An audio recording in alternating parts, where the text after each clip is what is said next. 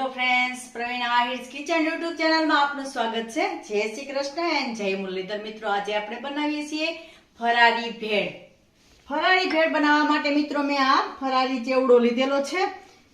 આવી રીતે આ ફરાળી ચેવડો લીધેલો છે। આ બટેટા બાફેલા છે, એનું મેં નાનું બારીક કટ કરેલું છે। આ સફરજન લીધેલું છે, એને આપણે સુધાર્યું નથી। વહેલું સુધારી લઈએ તો એ થોડું પીળું થઈ જાય, એટલે એને પછી સુધારશું। પછી આ મેં દ્રાક્ષ છે, લીલી દ્રાક્ષના મેં કટ કરેલા છે નાના, અને આ મેં કાચી કેરી જે આવે ખાખટી કહીએ ને, એ લીધેલી છે। હોય તો નાખવાની, નહીતર સ્કીપ પણ કરી શકો છો, પણ આનો ટેસ્ટ બહુ સરસ આવે છે। ખાટી હોય એટલે ખાટી મીઠી હોય કેસરની, એટલે બહુ મસ્ત લાગે ખાવામાં। આ દાડમના દાણા લીધા, આ મસાલા સિંગ લીધેલી છે મેં, આ ફરાળી છે, લીલા ધાણા છે, અને આ મેં આમલી અને ફુદીનાની ચટણી, સોરી મેં લીલા ધાણા અને ફુદીનાની ચટણી બનાવેલી છે। થોડું એકાદ બે મરચાં લીલા નાખેલા છે, તીખી થોડી કરેલી છે। તો આપણે લાલ મરચું પાવડર જે ફરાળમાં ન ખાતા હોય એને એમાં ચટણી નાખે એટલે સરસ સ્પાઇસી બની જાય। અને આ ખજૂર આમલીની ચટણી છે, આ પણ ફરાળી છે। અને આ મેં સિંધાલું નિમક લીધેલું છે, આપણે સાદું નિમક નથી લીધેલું, ફરાળમાં આપણે હાલે એ લીધેલું છે। ઘણા નિમક ના ખાતા હોય ફરાળમાં, તો આ બધે ફરાળમાં ચાલે। અને આ સિંગદાણા મસાલા લીધેલા છે, એની જગ્યાએ તમે વઘારેલા સિંગદાણા જે આપણે વઘારીએ ને એવી રીતે વઘારેલા સિંગદાણા પણ ચાલે, અને ખાલી સિંગ આપણે એ પણ ચાલે। તો સૌથી પહેલા મિત્રો આપણે થોડું આ સફરજનને સુધારી નાખીશું। તો મિત્રો મેં આ સફરજનને આવી રીતે સરસ સુધારી લીધું, સફેદ સફેદ લાગે, નહીં તો થોડી વાર પડ્યું રહીએ ને એટલે એ થોડી પીળાશ ઉપર વહી જાય છે, એવું થાય। અને હવે આપણે આ મોટું બાઉલ લીધું છે, એમાં આપણે સૌથી પહેલા ચેવડો નાખી દેશું। પછી આ બટેટાના નાના બારીક કરેલ છે એ નાખી દેશું। આમાં તમે તમારી પસંદગી પ્રમાણે ફ્રૂટ નાખી શકો છો। આપણે બીજા આ ફ્રૂટ ઓછું પસંદ હોય, બીજું ફ્રૂટ વધારે પસંદ હોય તો તમે એ પણ એમાં નાખી શકો છો। આ સફરજનને પણ એમાં જવા દઈશ ને થોડી વાર પહેલા મિક્સ કરી દઈશ।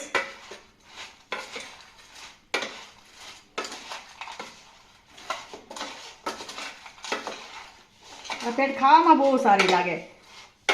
વ્રત ઉપવાસ કરી રહ્યા હોય ને આપણે એવું થાય કે આપણે તીખું તમતમતું ખાવાનું મન થયું, તો તમે આ ભેળ તાત્કાલિક બની જાય, અને જાજો સમય પણ નથી લાગતો।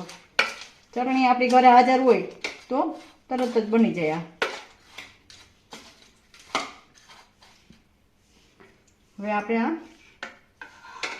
દ્રાક્ષને પણ એમાં જવા દઈશું, અને આ કાચી કેરીને પણ એમાં જવા દઈશું, અને આ સિંગદાણાને પણ જવા દઈશું,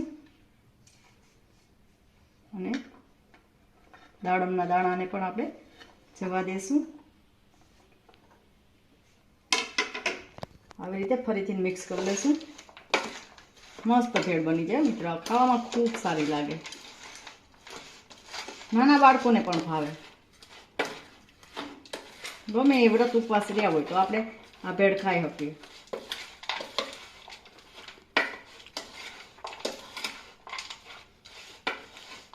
આમાં તમારે ચેવડાનું પ્રમાણ વધારે રાખવું હોય, ફરાળી ચેવડાનું, તો તમે વધારે નાખી શકો। ફ્રૂટનું પ્રમાણ ઓછું રાખવું હોય તો પણ ચાલે। અત્યારે ઉનાળો છે એટલે મેં ફ્રૂટ વધારે થોડુંક લીધેલું છે।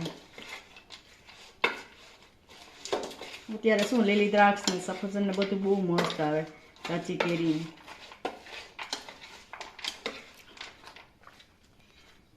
આમાં તમે લાલ મરચું પાવડર નાખવું હોય તો પણ નાખી શકો।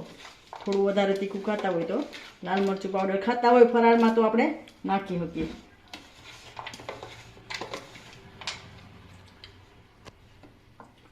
હવે મિત્રો આપણે આમાં આ સિંધાલું જવા દઈશું, આપણા ટેસ્ટ પ્રમાણે આને નાખવાનું છે। પછી મિત્રો આપણે આ લાલ લીલી ચટણી છે, લીલી ચટણીને પહેલા જવા દઈશું, થોડુંક ઉપરથી નાખીશું। અને હવે આપણે આ મીઠી ચટણી છે, મસ્ત ખાટી મીઠી ચટણી છે, આને પણ એમાં જવા દઈશું।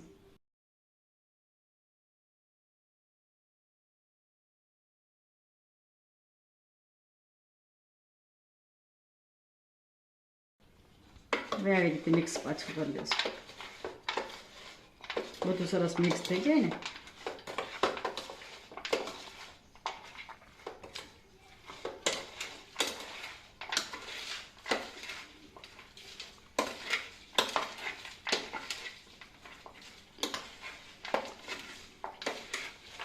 આઠ 10 મિનિટમાં જ બની જાય મિત્રો. ચટણી ને બધું તૈયાર હોય ને એટલે કઈ વાર જ નથી લાગતી આ ભેળ કરવામાં. ને ખાવામાં આપણે પેલી મમરાની ભેળ જે બનાવીએ ને એના કરતાં પણ વધારે ટેસ્ટફુલ બને છે. બહુ મસ્ત બની જાય.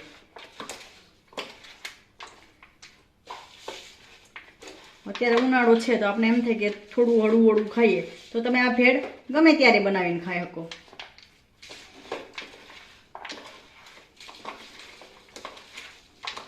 આવી રીતે સરસ મિક્સ કરી લીધું છે. હવે આપણે આને એક પ્લેટમાં કાઢી લેશું. મિત્રો હવે આપણે આ પ્લેટમાં આ ભેળને લઈ લેશું.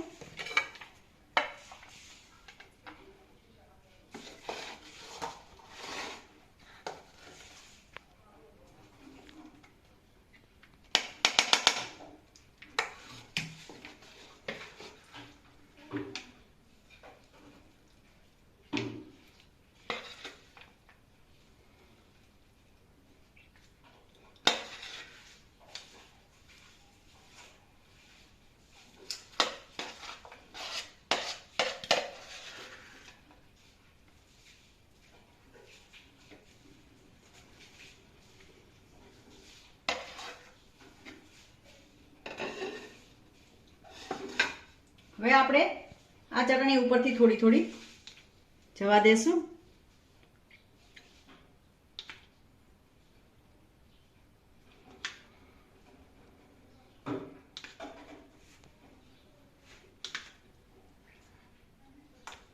થોડી આપણે ગ્રીન ચટણી નાખી દેશું.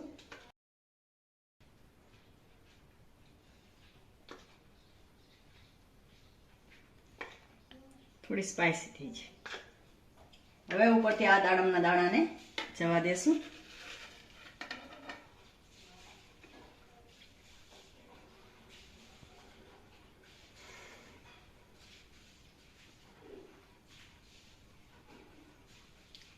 હવે આ લીલા ધાણાને પણ જવા દેશું.